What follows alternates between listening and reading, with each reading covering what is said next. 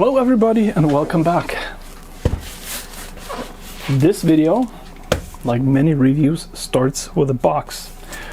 This box in particular comes from Foxtheon and it contains a power bank, and not just any power bank. One of the biggest, smallest power banks.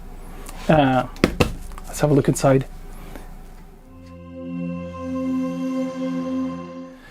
So, quick background info. Foxtheon actually contacted me asking if I wanted to review this, and they sent along the documentation and some of their marketing material, and I said yes, I really want to, because this could be really cool. So let's get it out of here. We have here an iGo300. It's a small power bank, and like any other power banks, this one is just charged up using USB. So it's no different than a USB power bank, but it's massive. Let's have a look inside the box.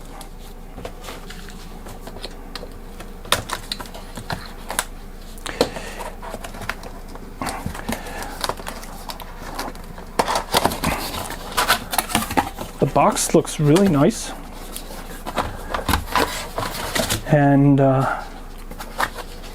this is adequate packing. We have a European power cord, 2-prong connector. We have a small power supply. Let's see what it says. 19 volts, 3.42 amps. Lots of computer power supplies should work with this too. And oh god, it's sweet. Take a look at this. Ain't this a cutie? Oh. Oh wow, this thing is minuscule. Wow. So yeah, let's get you closer. Oh, I like this already.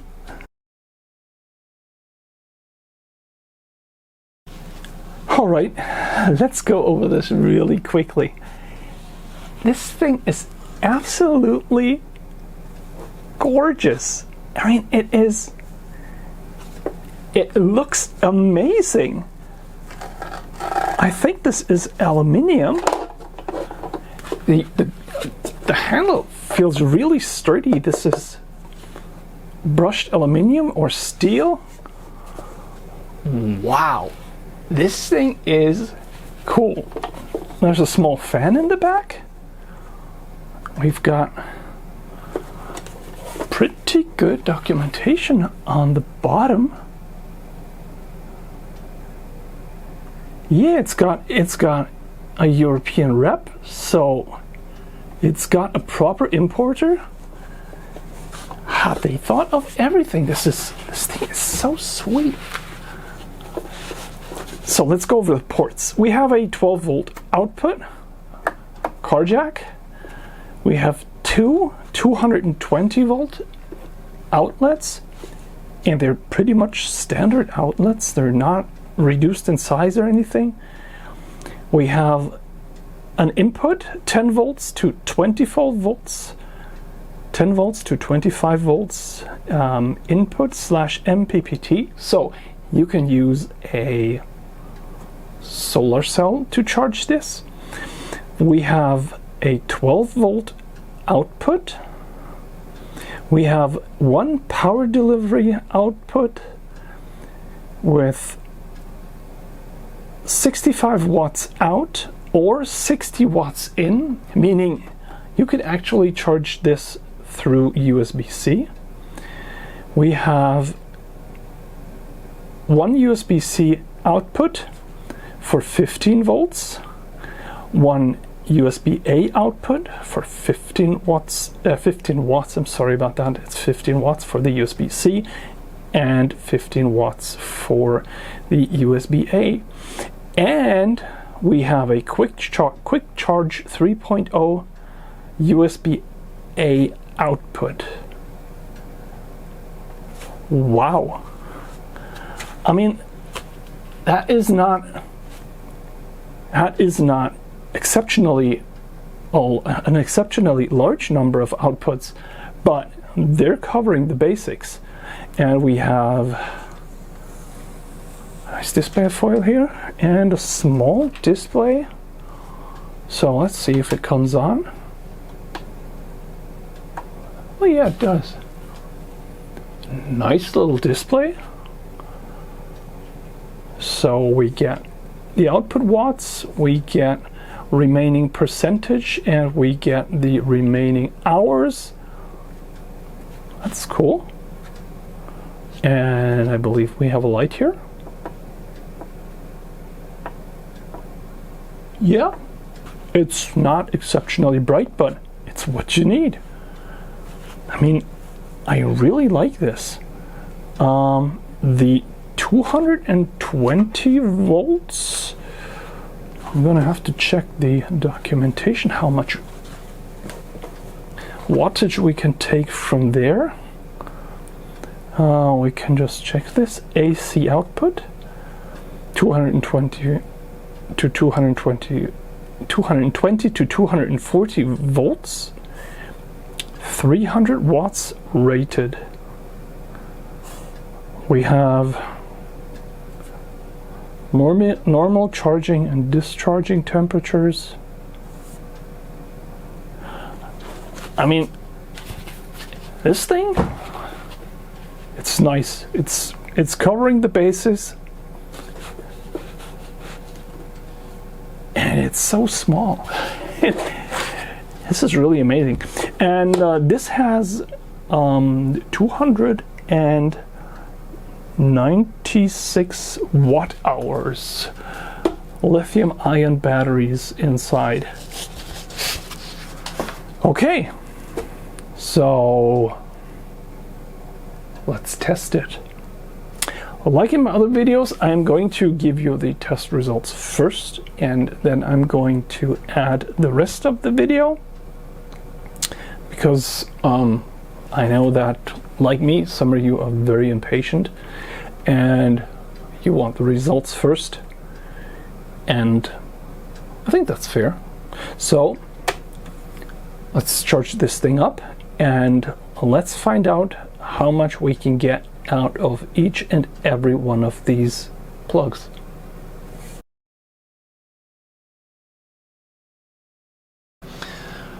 Okay, as promised, here are the results of all of my measuring. The device is rated at 296 watt hours. When charging it up, over the charge cycle, it consumed 340 watts. During the testing, we kind of found out that it uses about 4 watts extra. This means that during charging, it is at least 87% effective overall. If we calculate in its own power draw, we get over 90% efficiency during charging. This is amazingly good.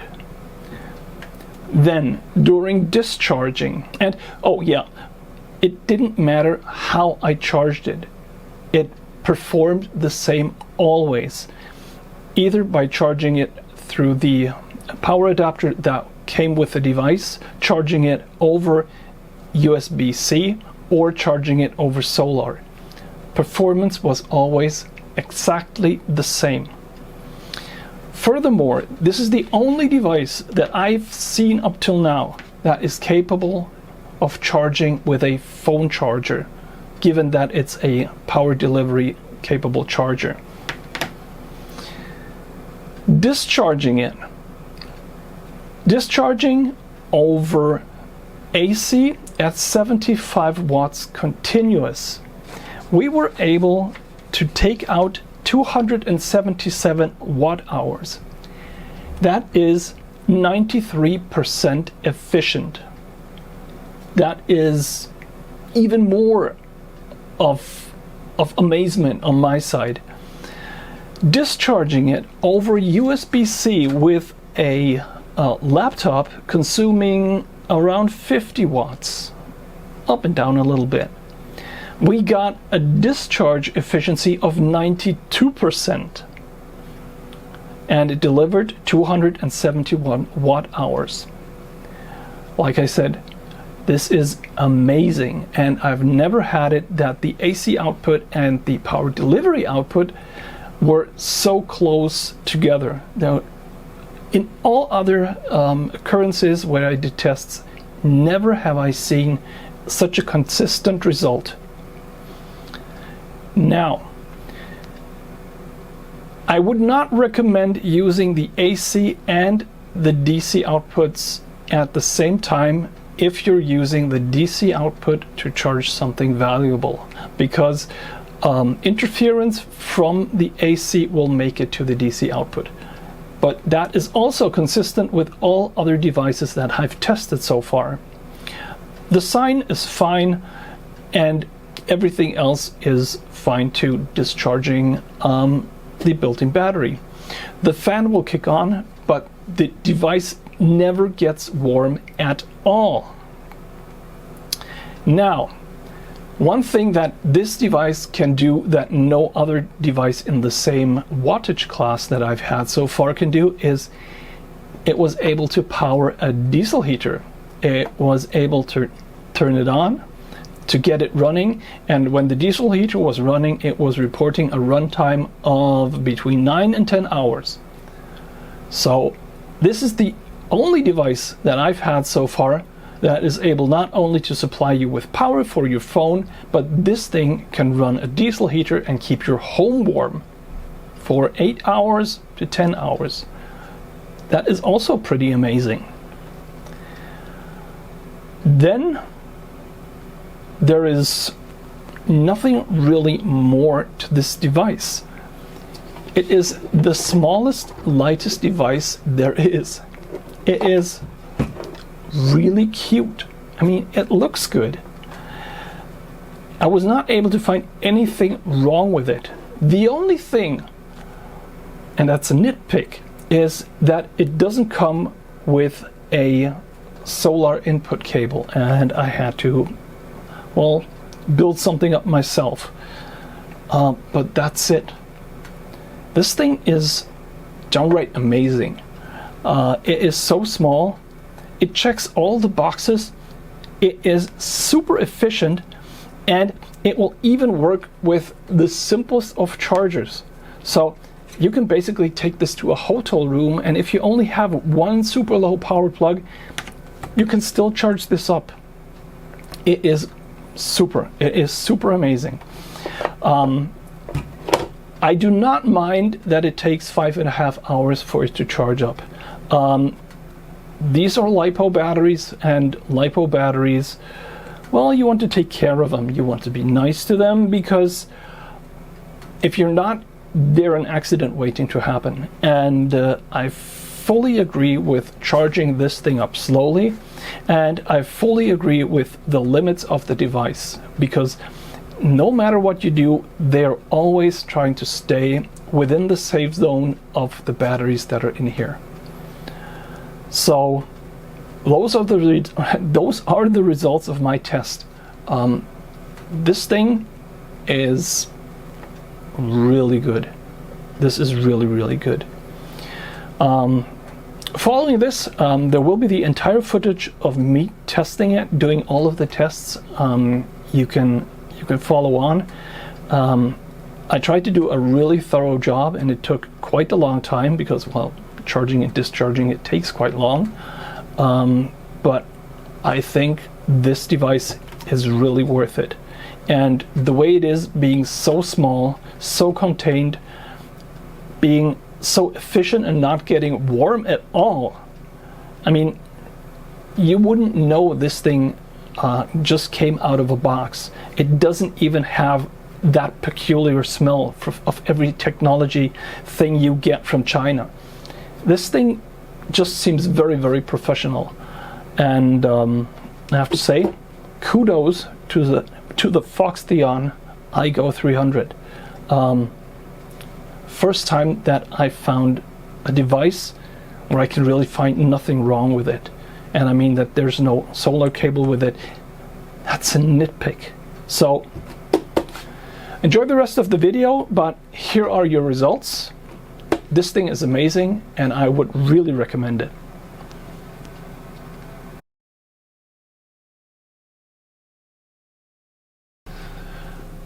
All right, let the testing begin.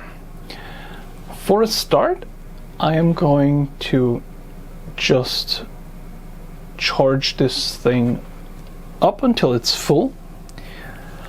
I already gave it like a minute or two. I did a pretty cursory check of the power supply that came with it regarding isolation and stuff like that, and everything seems fine, but I'm no expert at that, so I'm just doing a cursory check to make sure that I'm not putting myself in danger. And I'm using the 10 to 25 volt input with the charging brick, and we're just gonna let it rip. So we can actually see that it's ramping up slowly. So there appears to be an intelligent charge controller in there that is first of all monitoring the current that it's sending to the cells, and it probably has integrated balancing and everything. So right now let's let it get up to power. I'm expecting this to charge at 60 watts because that's what the box says, and that's what the manual says.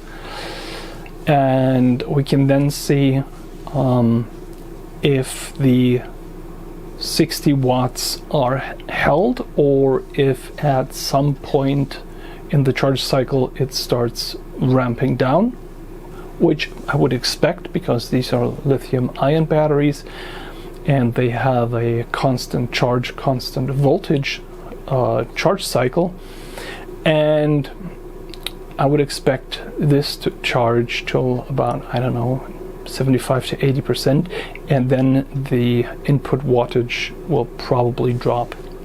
What we can see is that currently we're getting around 59 watts into the battery. The fan on the back side is running, and what we're seeing is that we are actually pulling 62 watts out of the plug, which, I mean, 2 watts for the device, the charge controller and the fan, that's pretty good. We can also see that the power factor is rock solid at 0.4, which for a switching power supply isn't that bad. It doesn't have an active PFC circuit, but it's not all over the place, which is great, I guess. We're seeing that we're getting 60 watts from time to time, so let's just let this thing run until it's full, or until the wattage drops significantly and it goes into the cell maintenance mode, where it probably does balancing and stuff, but we'll check that out later.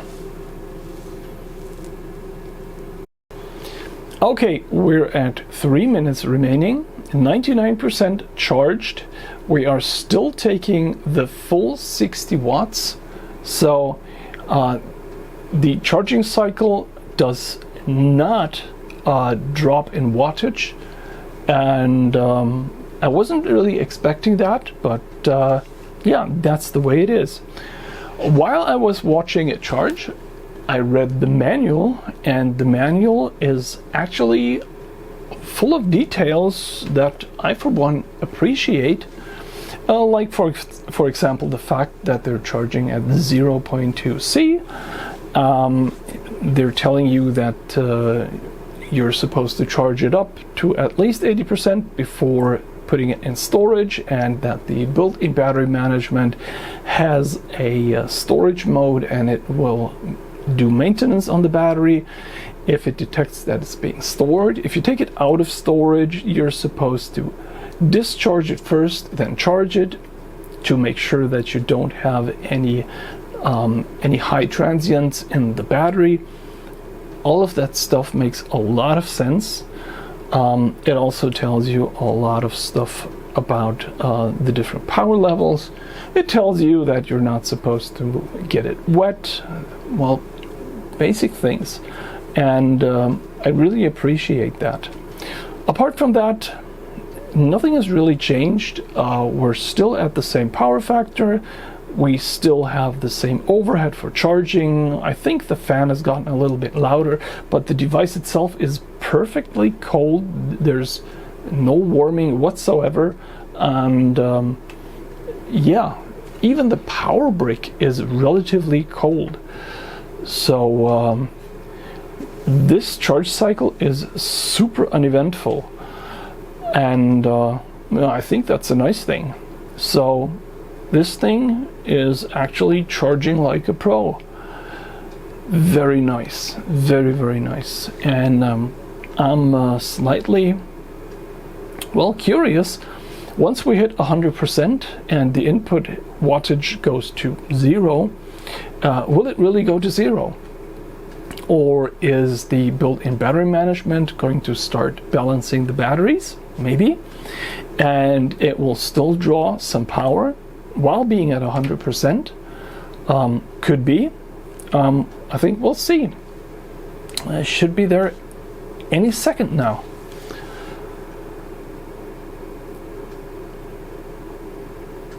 Any second now.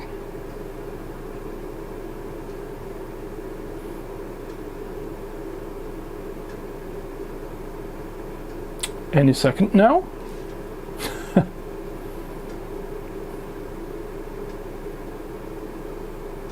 It should be pretty much full now.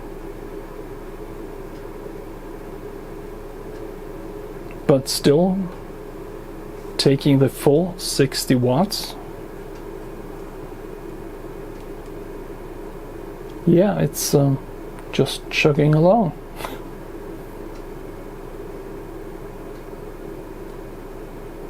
Please be finished now. Anytime.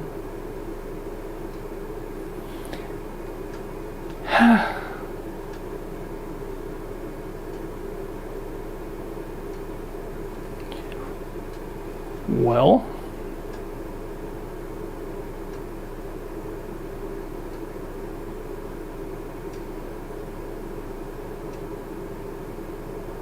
come on. I don't want to have to start making Microsoft progress bar jokes, please.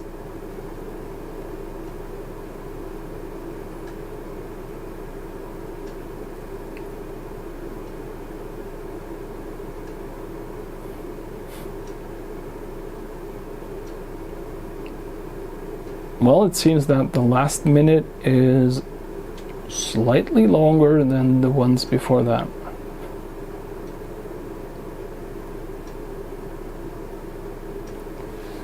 But we're still hovering at 99%.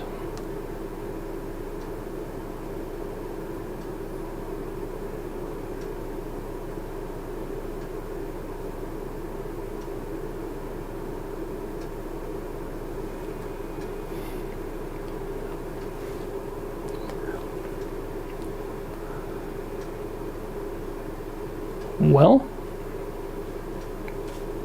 it's kind of hard to say what's happening now. It could well be that these lithium-ion cells are so new that they have more capacity than what's advertised,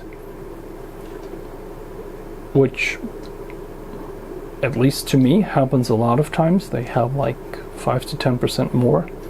And it could be that the smart battery circuit in there is just assuming that it just has 296 watt hours and that's it, and is now discovering that there's a little bit of well, extra. So let's see how long this takes. I'm just gonna let this run now.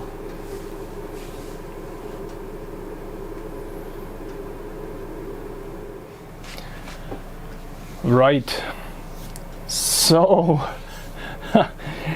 well, the last minute of charging is now about 9 minutes old.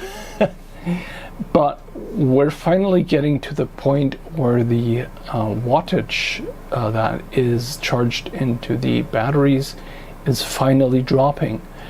As soon as it went below 50 watts, the fan turned off, and the thing is now absolutely silent, and even the efficiency has gone up. So the fan was actually using maybe at least 2 watts of the power that we were using for charging. It seems like this thing is fairly efficient during charging, which may be due to the power brick being really good, and this just having a very good MPPT controller going directly to the charge circuit. So yeah, this is looking fine. Now we're actually seeing what I was expecting and talking about before that. We are actually seeing the current or the wattage as we see it going down, because it is now in the last phase of charging, and it is just filling all of the cells up all the way. And as soon as the current going into the cells drops to a certain level, it will just call them full. And yeah, that's a state of the art. And the fact that basically the last percent or the last minute charging took so long, right now I'm putting that down to it being the first time that it's being charged up to 100%. It probably didn't know exactly where it was at its level of charge. And I mean, we're not talking about hours here. This was like between 7 and 10 minutes that it's taking extra for charging. And the display is still just displaying the truth. So it knows it's almost full. It knows it still needs some time, and it's telling you exactly how much is still going into the battery. So I love this display. It is absolutely true to form. So we are now pretty much 20 minutes into the balancing. We're still showing 1 minute to go. We're still seeing 99%. We are now at 15 watts, and I would expect the charger to turn off sometime soon and stop charging, because we are dropping too far down in the charging current.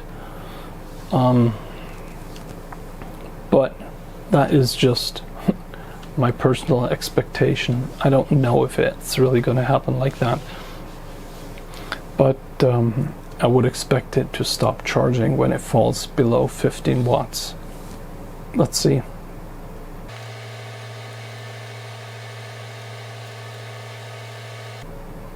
Well, apparently not. We are still going.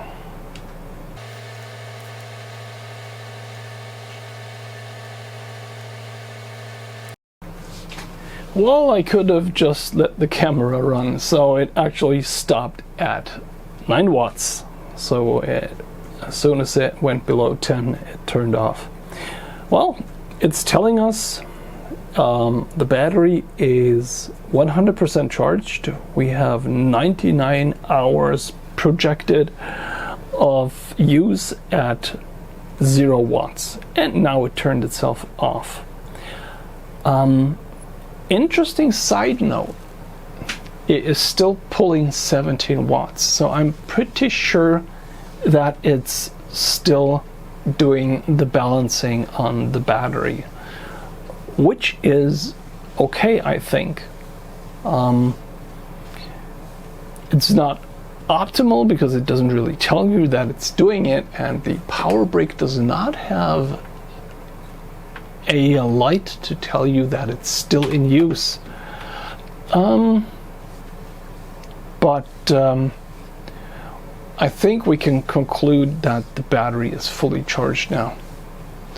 So let's give it a few minutes to cool down, although it's not really warm, disconnect it, and then do a discharge test with a 75 watt light bulb.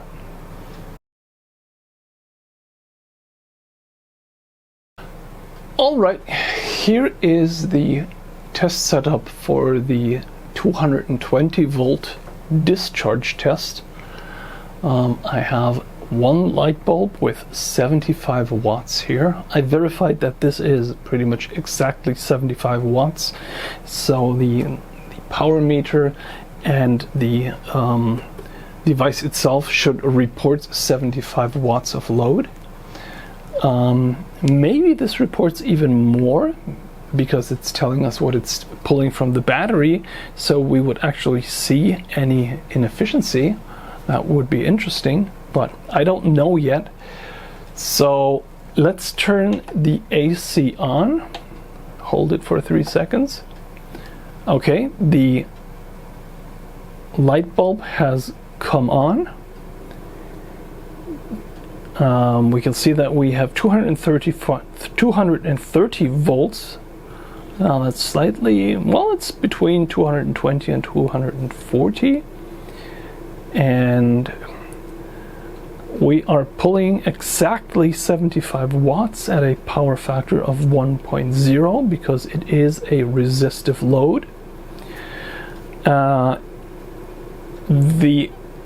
time counter here has started, and we are seeing 3 hours of power remaining, but we're also seeing that the power bank reports 84 watts, so that could actually be including the inefficiency of the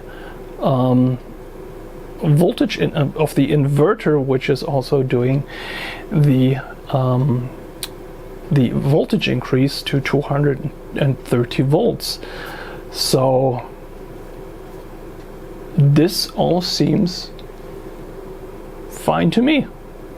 So let's see how long it's gonna run. Let's see if it actually empties the whole battery before overheating or turning itself off for some other reason. And if we get the entire battery discharge, then we can actually see how many watt hours we got from the battery, how many we got at the plug, and then we can do the calculations regarding the efficiency. But this is going to take a while. First little note, just, I don't know, 2 minutes into running the test, the fan has turned on at the back, but the fan is super silent. The way it is now, it is, you could actually sleep beside that. Well, we are 1 hour and 6 minutes into the discharge, and this thing is impressive. We're still pulling 75 watts, and the supply voltage is now 229 volts, and we are now pulling 77 watts out of the battery. The efficiency has actually improved with the decline in voltage from the battery inside. This is impressive. This is absolutely amazing. This thing is super efficient. I did not expect that. Oh wow, and we've still got 66% to go, and we're at 1 hour and 7 minutes. Well, it's gonna be a long evening. Wow, I'm positively impressed by this. I really am. This thing is giving other power banks a run for their money. And on another side note, this thing is absolutely perfectly cold to the touch. The air coming out the vent at the back it's the same temperature as the room. There's no change in there. I mean, honestly, this thing right now, we're pulling 76 watts at the plug, and we're pulling 77 watts at the battery. This thing is like 99 to 100% efficient. We are at 3 hours and 13 minutes. We have 2% remaining. Voltage and wattage are still absolutely spot on. The efficiency, as reported by the output gauge up here, is super. And well, it claims that we have 4 minutes remaining. Let's see if they are the same 4 minutes as when we were charging, but I don't think so. So we're now down to 1%. We're still holding 75 watts. And at 3 hours and 14 minutes. And yeah, that's pretty good.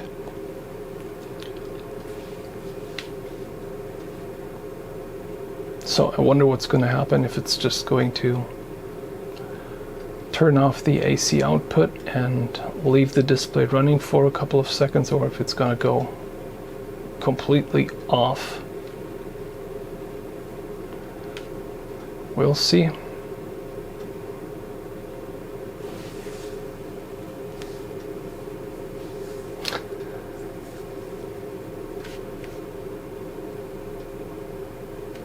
Two minutes remaining. Still at 1%. So the forecast of how long it was going to hold on was also pretty much spot on right at the start. This is just what you'd expect from a device like this. It's just doing it perfectly.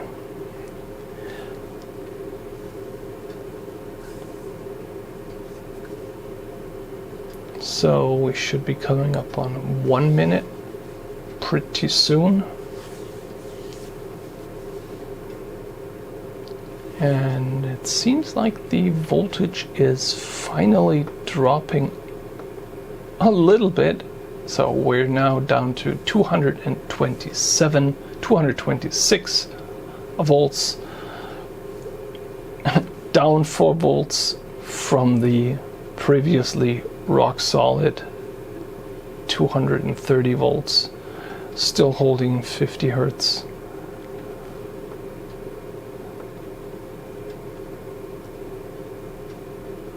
seems like this last minute is also pretty long.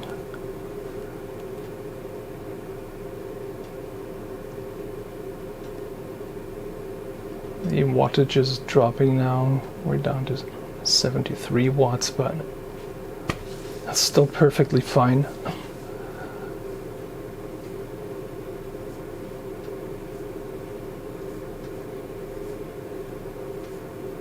The fan is just barely audible. The device isn't warm at all. The case isn't warm at all. It's doing this in a really relaxed manner. And it seems like, just like with charging, it's going to extend the last minute right to the point where it dies. We're now down to 72 watts.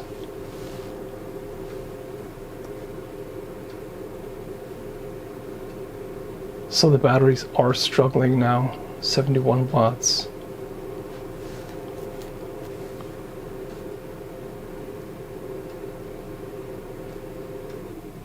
And it turned off. We are at 0% and it was 3 hours and 17 minutes. Wow, exactly what it was saying it would do. 3 hours and 17 minutes.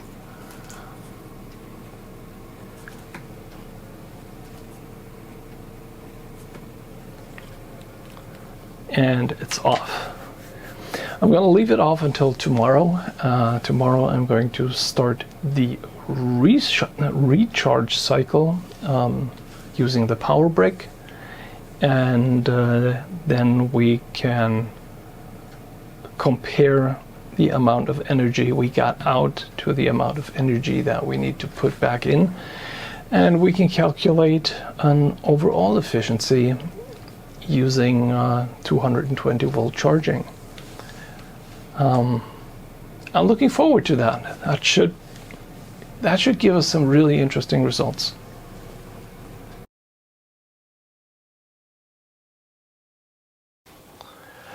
So for the recharge test, which is basically the simplest of them all, we're just putting up the power brick, and we're gonna watch the power bank recharge. We're going to record the time, and we're going to see how much is taken by the device and how large is the charging loss. I expect this to be pretty efficient also, because when we charged it up from 70% to 100, we already saw that the charging overhead that was used for balancing wasn't really that large. So as we can see, it ramps up to 60 watts pretty quickly, and as we observed in charging it the last time, it will stay at 60 watts for a long time. Also on the power meter we can see that, like with the first time, we have about 2 watts of overhead. Those are losses in the power supply and the operation of the fan and everything else in the device, which is really good. That is really, really good. And we're just gonna let it run now. According to the documentation that came with the device, the normal charging time is around 5.5 hours, which would make perfect sense. So yeah, let's let this run and come back when it's done. So, well, that was uneventful. At 5 hours and 32 minutes it switched off.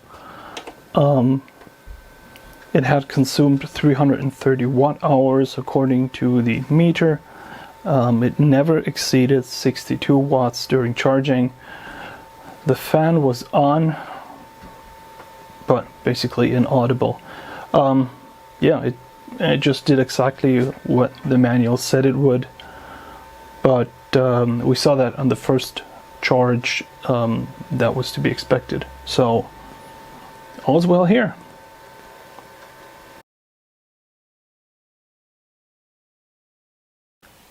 So for our next test, we are going to set up this notebook, connect it to the power bank. We're going to enable the power bank, and the notebook is going to be running a CPU stress test and a graphics benchmark in a loop, which should put its power requirement to the highest it can go. And we're going to use this load to empty out the power bank. We're not really looking for runtime, we're just trying to get a number of the watt hours that we can draw through USB-C power delivery. And we're recording this with the Unity USB tester, and this reports voltage, current, and power transfer, which is really neat. The only thing is we're going to have to be really sure that we are there when this thing switches off, because when the supply here switches off, then this thing goes off. So we want to be there to catch exactly how many watt hours we were transferring. So okay, let's start the CPU stress test and hook this thing up to the USB-C power delivery connector. And we can see that we're pulling 20 volts, 19.96 volts to be exact, and 2.6 amps. That's pretty good. It also counts the watt hours, and we could be measuring extra information, but we don't need that for now. So let's let it run.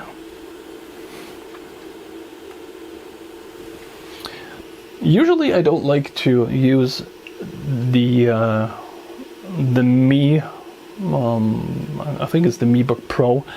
I don't like to use it that much for this type of testing because it gets extremely warm and it really bakes the battery. But we're just going to use it for now. Well, we can see that we have 2.6 amps here. We are reporting 50 watts on the USB-C, which I think is slightly under-reporting, but let's let it run and let's see how the discharge develops. It's claiming to be able to run 5 hours, which, yeah, we can basically expect that. And let's just let it rip and see how far we get.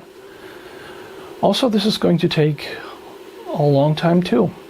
So right up till now, the Foxtheon iGo300, wow, it's performing really, really well.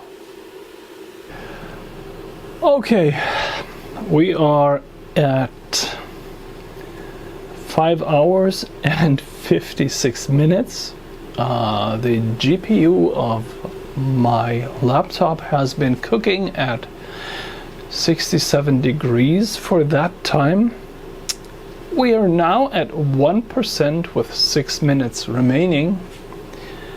And according to the power meter in the USB tester, we have transferred 268 watt hours. Right. I am not sure that my that my probes are testing the power bank. It seems more like the power bank is testing the probes. I'm at a loss of words. I mean, this thing just seems to be performing perfectly. And that's that. Like, we are still at a perfect 20 volts. The current from the laptop is fluctuating between, well, like 2.2 and 2.6 amps. And the power bank is just taking it. I mean, we're close to running this for 6 hours at maximum performance. This is and just though my camera battery died. Are you getting what I have to put up with? This thing is just I mean, I'm beat. I don't know. This little thing is just amazing. I mean, it's absolutely stone cold. It's no warmer than the room is. The fan is running, but that's about it. And this thing is putting out watt hour after watt hour, and it is so damned efficient. It is really close to what it's supposed to deliver. Like the circuitry for the power delivery doesn't have any losses at all, or well, negligible.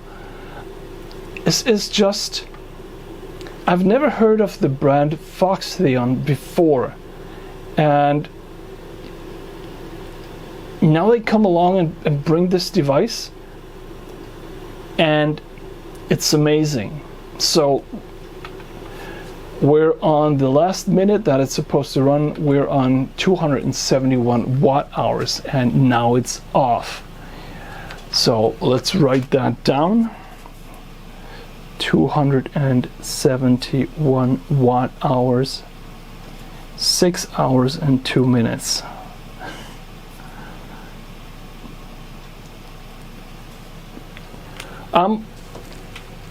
I'm just perfectly amazed. This thing is so much different from all the power banks that I have had on this desk to date. It's just perfect. So next thing that I'm going to do is I'm going to charge it up using power delivery as an input. And after it's charged full, I don't know what I'm going to try with it. Maybe I'm going to try the 12 volt output and see if it can power a diesel heater. If it does that, then yeah, then it would be the first one at that size. So let's see.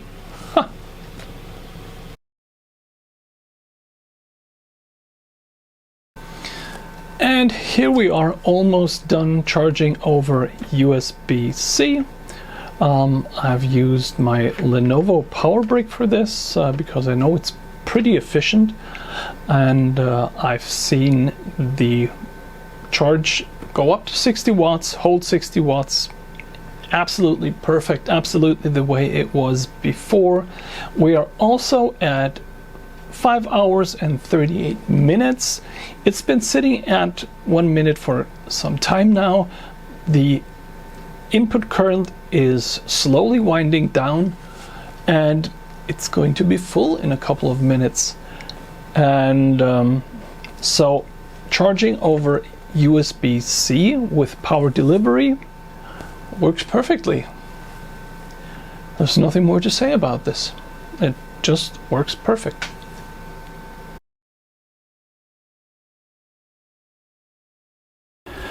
So, last but not least, we have the charging test on solar, and it's actually been going for about 5 hours and maybe 20 minutes. And well, it's no surprise. It's just doing it just like it's supposed to. I don't know if you can read it, but it's charging at 60 watts, and it wants to be done in 10 minutes. So yeah, this thing has not failed a single test.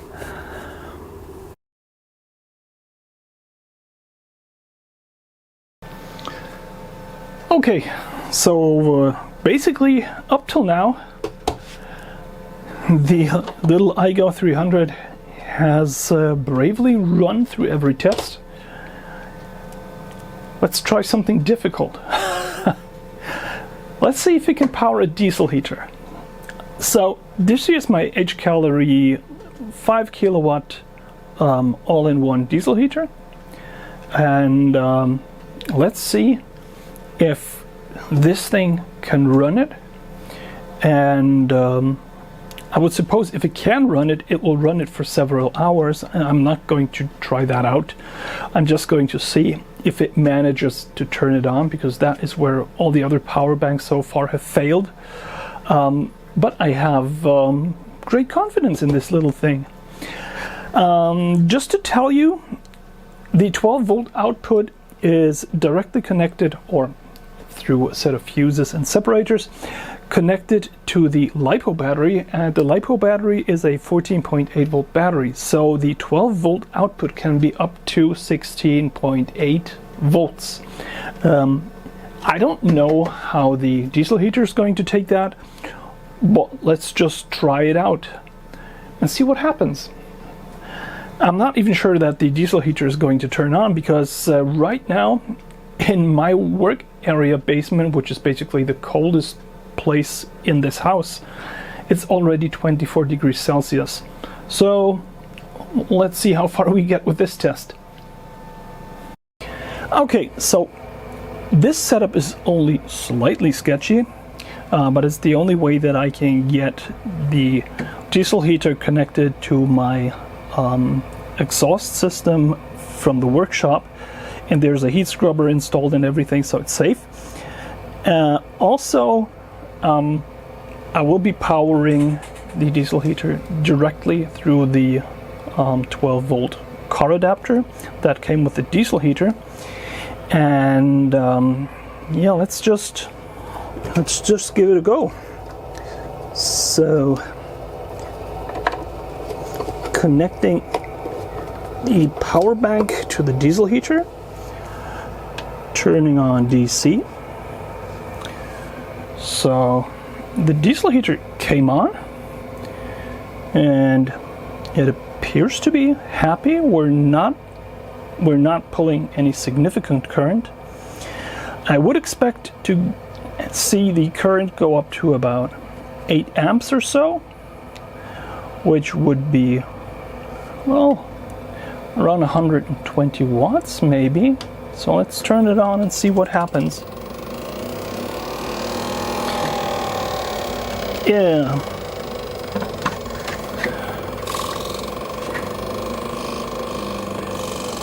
Well, this thing seems to have one of the fans hitting something. Okay, we're up to 82 watts, so it's heating the glow plug, but it's still going.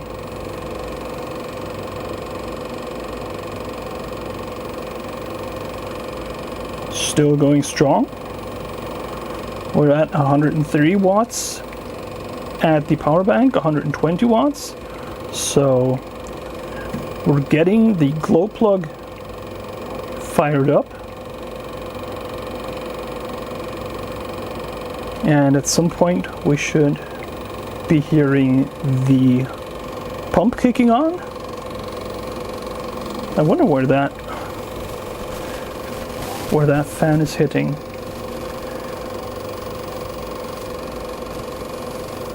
Oh, wow, yeah, it's doing it.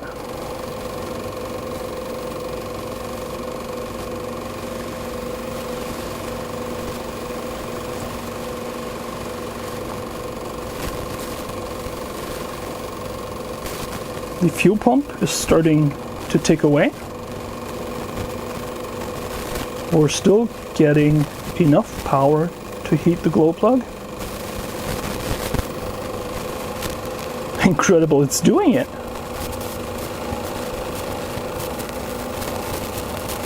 This is the first one of the small devices I had that was able to do this. Oh, this is cool, because now this thing doesn't only power your devices, it also keeps you warm. Wow.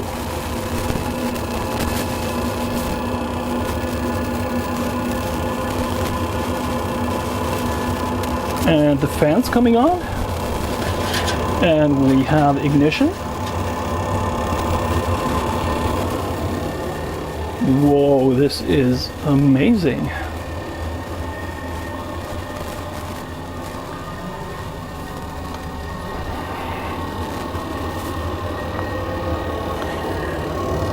So we're pulling 130 watts. The fan is still ramping up. Yeah, it's lighted. It's working. We're going up to full power, which is 150 watts. And it's pretty soon going to start dropping from here because it's going to turn off the glow plug. And yeah, it's heating up. Wow. So now the power consumption is down to 30 watts, which should give us about 8 to 10 hours of runtime on the diesel heater. Well, this thing is just amazing. And yeah, she's going.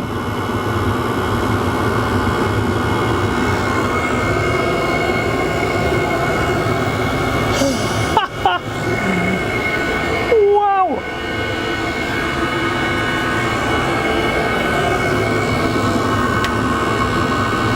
This little thing is perfect.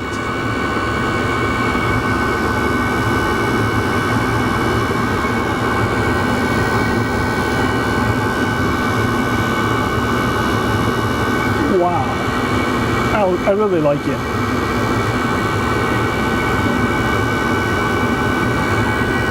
So let's turn it back off. It's warm enough in here. I know that wasn't nice to the diesel heater, but I'll make up for it sometime.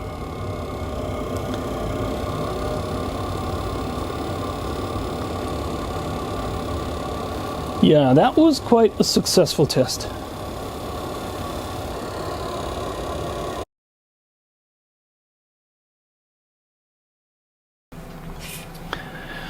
I just thought of another test that would be really interesting, because if this works, this is something that the others can't do. So what I have here is a PD, a power delivery USB-C charger, that is only 30 watts, and I like to use this thing for hotels because it runs off the socket that you have for shaving stuff. This if you have a hotel room and you have one of those shaving plugs, you can plug this thing in and it will charge your phone. And it works with almost any phone that I have. So let's plug this in here and see if this will charge the power bank, and at what wattage. Well, that was mean. I thought it wasn't fully charged. So I removed a couple of watts from the battery, and let's try this again. So let's see if we can get this charging. So this is a 30 watt power plug. So let's see what we get here as charging wattage. Yeah, and it goes up to almost 30 watts. So this thing will charge off a phone charger. Yeah, I didn't think that was possible, but it is. So that opens up a whole new set of possibilities. If you can take this thing with you, even to the cheapest motel, and you have just a very low power plug available, you can still use a phone charger to charge up the power bank. Granted, it's going to take a long time, but at 30 watts it would be around 11 hours. So that's a typical stay at a hotel. Very interesting. I had not realized that.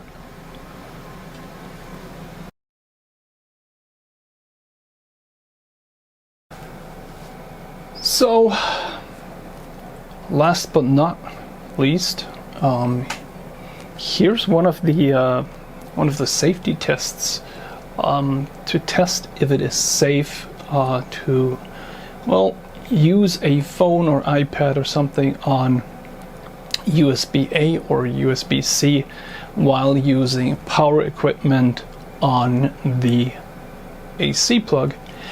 And I suppose for this device is, well, it's not recommended. We can see that we get pretty big spikes when we set a trigger and we turn on the AC, and you can actually see that we get quite large spikes. So these are almost 5, 10, 15 volts at a very high frequency on the low power output. And while most devices are designed to cope with this, it's of course not recommended. So if you want to use power equipment on the AC output, don't use it with charging or using a phone or iPad, because some of the impurities of using power equipment, because it's like these things, they're not really EMI safe devices. They're going to cause problems on your low voltage side. That's part of the design, and well, we just have to live with it. But yeah, I expected as much. So far I have found no device that doesn't have this problem. This one here is, well, it's not the best, it's not the worst, it's not the worst by far. Let's just keep the premise: don't use your phone on the USB A or C outputs while using power equipment, and you'll probably be safe. Also, I tested the overcurrent shutoffs, and they're perfect. The thing that was slightly concerning to me was that the high power cutoff will come back once and try to re-enable AC when it sees a fault, and if it fails again, it will go into error mode and you need to turn the AC off and back on again. That is okay, but slightly unusual. All the other devices that I've seen so far, when the overpower trips, then it's off and it stays off. But I guess it's okay.